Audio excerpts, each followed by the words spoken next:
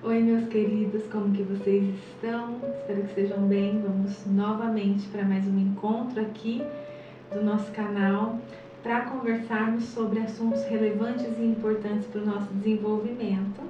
E antes, eu quero que você se inscreva no canal se você não é inscrito ainda, ative o sininho, comente, compartilhe, fique atento para sempre que tiver um vídeo novo aqui no canal, você seja notificado e você possa aproveitar desse conteúdo, compartilhar esse conteúdo, comentar, dar as suas sugestões, porque isso é muito importante para mim, para eu entender se aquilo que eu tenho vivido, que eu tenho estudado, que tem me impactado de alguma forma, tem impactado você também, tá? Hoje a gente vai falar um pouquinho sobre preocupação, que é um tema recorrente tanto nos meus encontros profissionais aqui no consultório, quanto nos meus encontros na minha rede social, tanto das minhas demandas pessoais. Então eu acho que a preocupação, ela é um sentimento que ela fica rondando a gente, né? E o que a gente faz com a preocupação, como que a gente lida com a preocupação, quando que a preocupação pode virar um transtorno de ansiedade. Então tudo isso a gente vai conversar um pouquinho aqui, tá bom? Preocupação, preocupação. Nós nos preocupamos, nos ocupamos antes que as coisas aconteçam. Então, tem todo um contexto que elicia a preocupação em todos nós. Todos nós, eu não posso falar todos, né, gente, porque eu não conheço todo mundo, né? Mas a maioria de nós temos um pouco desse olhar enviesado de preocupação para as coisas ao nosso redor, né? Seja nas nossas coisas pessoais, profissionais, enfim, nós podemos estar a todo momento preocupados com alguma coisa. E nós nos formamos conforme o contexto que nós estamos inseridos. Então, muitas vezes, o contexto que nós estamos, a dinâmica que nós estamos inseridos, ele propicia uma maior preocupação, ou seja, as pessoas são mais preocupadas, as pessoas têm essa visão de mundo, que a gente precisa pensar, que a gente precisa sempre se planejar e que a gente precisa sempre considerar o e se, né, nas nossas decisões e na nossa rotina diária. Então, muitas vezes, os nossos sentimentos e o nosso olhar para o mundo, ele é moldado no contexto que nós estamos inseridos. Então, isso é muito importante de você pensar e de você considerar a maneira como você se comporta e que você sente as coisas e que você interpreta as coisas. Ela pode vir de uma percepção adquirida, né, aí na sua história de vida, no meio que você está inserido e tudo mais. O que isso quer dizer, Ana? Quer dizer que se meu pai e minha mãe, eles têm comportamentos mais ansiogênicos, mais preocupados, falas mais preocupadas, eu, enquanto criança, adolescente, eu vou crescendo nesse ambiente e vou entendendo que deve-se se preocupar com as coisas, né? Então, o meu comportamento, ele vai sendo construído ao longo de todas essas inferências que eu tenho na minha vida, tá? Outra possibilidade que faz com que a gente fique bastante preocupado e assim, e a gente vai pensar junto o que é preocupação, o que é transtorno de ansiedade talvez, é a forma como o mundo está vivendo hoje, né? Então, se você parar para assistir esse vídeo, você está assistindo esse vídeo e fala, ai, Ana, vai, fala logo. Eu tenho um monte de coisa para fazer, eu preciso fazer isso, eu preciso ver aquilo. Então, a gente está sempre se movimentando no pós, né? A gente está sempre antecipando muitas coisas. Porque time is money, né? Tempo é dinheiro e a gente tem que correr atrás e a gente está perdendo muito tempo, então vamos que vamos. Então a gente está num mundo onde a impulsividade, o capitalismo, a comparação, a urgência está assim a todo momento no nosso contexto, né? Eu preciso descansar agora porque eu tenho que descansar 5 minutos porque depois eu tenho que fazer alguma coisa. Então, muitos dos nossos sentimentos e comportamentos também respondem ao ambiente ansiogênico. Um ambiente onde eu tenho que entregar muitas coisas, eu tenho que fazer muitas coisas, eu tenho que sempre olhar para o futuro e tudo mais. Eu já coloquei aqui no canal a diferença de planejamento e ansiedade. Depois você dá uma pesquisada e vai ver se você se planeja, se você olha para o futuro dentro dessa perspectiva de planejamento, ou se você tem um pezinho na ansiedade, ou se você tem um pensamento, um comportamento mais ansiogênico, que intensidade, recorrência e prejuízo tornam esse comportamento um transtorno, tá? Normal e patológico é isso, a diferença entre normal e patológico é a intensidade, a recorrência e o prejuízo que isso causa. Porque se a gente for olhar, né, no nosso contexto e pra gente mesmo, nas nossas auto-observações, que eu sei que você faz auto-observação, você já aprendeu. Nas nossas auto-observações, auto-monitoramentos, a gente vai perceber que nós temos pensamentos e comportamentos ansiogênicos e ansiosos, né? Temos muitas coisas para entregar, enfim, queremos abraçar o mundo e tudo mais, mas quando que isso se torna patológico é quando existe uma intensidade, uma recorrência e um prejuízo, né? E aí a gente precisa dar uma olhada, porque isso pode trazer muito desgaste e transtorno pra gente, tá? Então, existe uma resposta, infelizmente, a toda essa questão e existe a patologia. Isso é o que a gente vai tentar entender e como que a gente lida com a preocupação, o que a gente faz com a preocupação para ela não se transformar num transtorno de ansiedade, né? Para ela não me trazer tanto prejuízo. Em primeiro lugar, a gente precisa entender e organizar as nossas coisas. A preocupação, ela consiste em você se ocupar de uma coisa antecipadamente. Existe a diferença de você se planejar e você se ocupar. Ocupar é você colocar tempo, é você colocar energia naquilo sem assim um objetivo de planejamento, é você ruminar aquela situação antes dela chegar. Isso é se ocupar. Isso é você estar, ocupação, estar naquela situação antes dela realmente acontecer. Uma das distorções cognitivas que fazem com que nós nos projetemos para essa situação é a distorção cognitiva chamada e se? Faz sentido para você? E se acontecer isso? E se eu perder o emprego? E se eu enfrentar um divórcio? E se eu ficar doente? Isso é assim, essa é terrível. E se eu ficar doente? E se eu desenvolver uma doença crônica? E se eu desenvolver uma doença autoimune, neurodegenerativa? E se eu perder o emprego? E se... Nós precisamos nos planejar, né? Eu acho que assim, se eu perder o emprego, eu preciso ter uma reserva de emergência. Hoje em dia a gente não tem estabilidade em nada.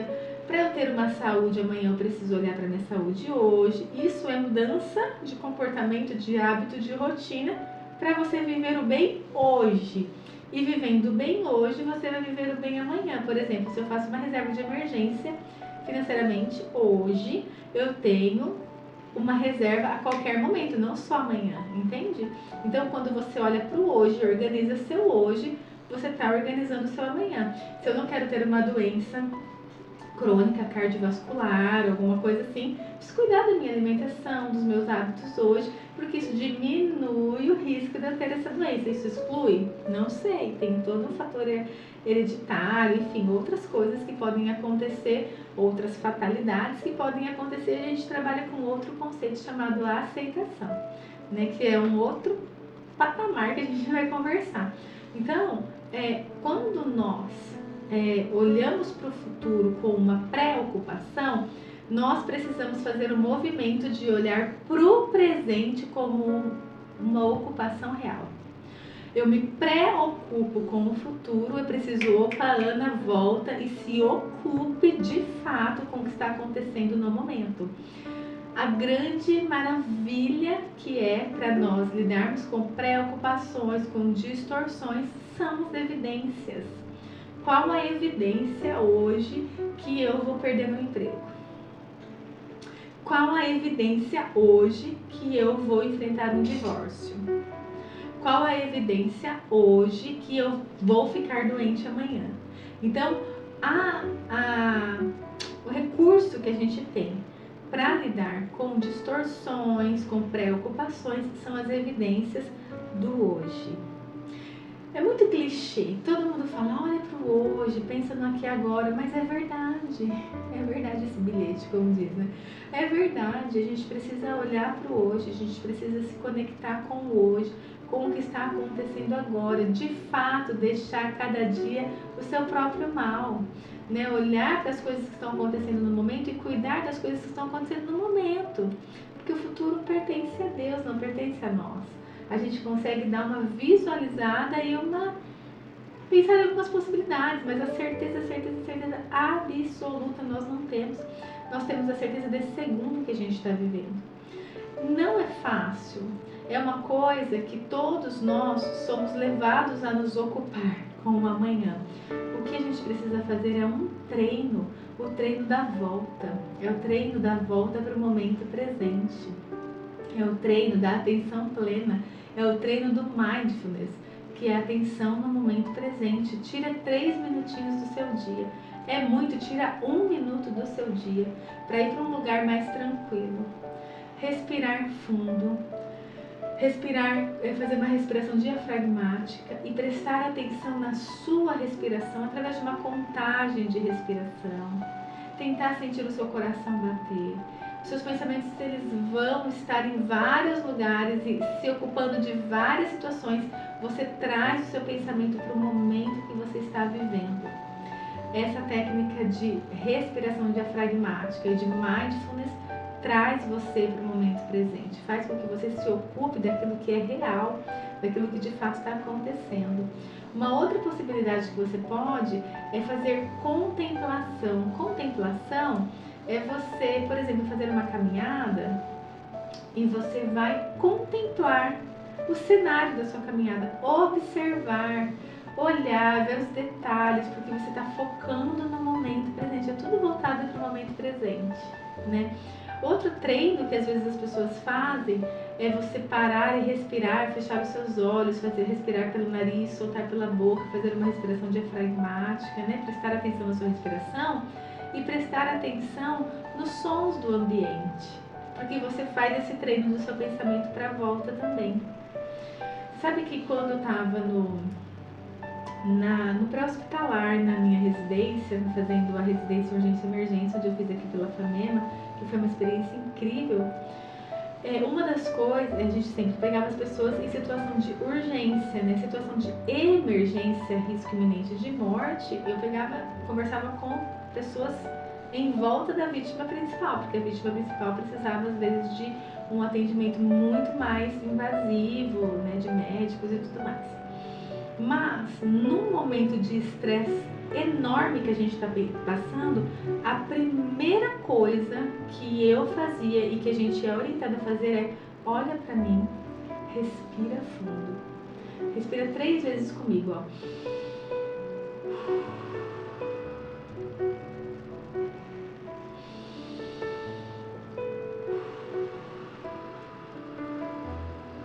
Olha pra mim.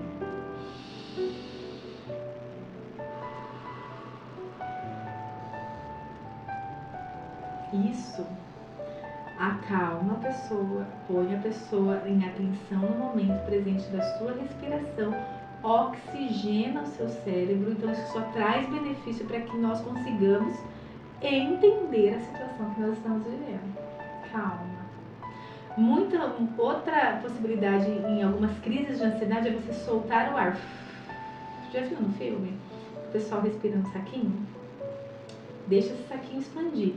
Solta o ar. Porque a gente pensa, na crise de ansiedade não tem, né, anatomicamente lugar a mais para expandir o pulmão para entrar ar. Então a gente precisa soltar o ar. Então, se nós, gente, é muito sério isso, se eu e você conseguirmos tirar assim alguns momentos do nosso dia, a gente não vai fazer xixi, a gente não vai no banheiro fazer umas necessidades, a gente não vai tomar uma água, faz umas 10 incursões de respiração. Preciso respirar, gente, só um minuto. Faz 10 incursões, presta atenção na sua respiração, conte a sua respiração, faz assim pra sua mente, ó, para de devagar e vamos aqui, ó, junto comigo, aqui no momento presente. Isso faz com que nós lidemos melhor com as preocupações, para que as nossas preocupações não virem transtornos de ansiedade, para que as nossas preocupações elas sirvam somente como um sinalzinho de alerta para a gente desenvolver algum planejamento, né? Organizar as suas ocupações. Eu vou me ocupar com isso hoje, eu vou me ocupar com isso amanhã, eu vou precisar ter uma reunião com o meu chefe, então eu vou marcar esse dia para eu me preocupar com isso, para eu fazer isso. Gente, põe tudo na agenda, até seus problemas. Coloque seus problemas na agenda. Sabe, espalhe eles, assim, coloque cada um no seu lugar, porque senão a gente não dá conta de tudo. É mentira que as pessoas dão conta de tudo. As pessoas projetam na gente uma ideia de dar conta de tudo. Isso é terrível, é uma projeção patológica. Nós não damos conta de tudo. Nós damos conta de cada dia o seu próprio mal, cada dia a sua própria bênção. É uma coisa por vez. Nós precisamos entender isso, né? Nós precisamos organizar isso. Isso é um treino. Ana, você consegue fazer isso? Ana, você fala de um jeito... Gente, a todo momento eu estou colocando isso em prática. Às vezes eu consigo, às vezes não, às vezes me enrolo, às vezes estresso. É assim, bem-vindo à vida. É assim com todo mundo, né? Então eu passo para você aquilo que eu tenho aprendido e tenho colocado em prática. Então essa semana nós vamos falar sobre preocupação em todas as minhas redes sociais, sobre preocupação, como se ocupar de fato, como lidar com essas preocupações, o que eu faço com isso. Então, respire fundo, pratique o mindfulness, pratique a contemplação, organize os seus problemas. Não tente fazer tudo na segunda-feira de manhã, você não vai conseguir. Organize suas coisas e se preocupe e se ocupe, aliás, com aquilo que está acontecendo no momento presente. Sempre volte para o momento presente. E isso é prevenção e promoção de saúde mental. E isso também te traz muitos resultados em momentos de estresse, em momentos de resolução de problemas. Então, fala aqui pra mim se fez sentido pra você, coloque em prática e a gente vai se falando, tá bom? Um grande beijo pra você e uma ótima semana pra você.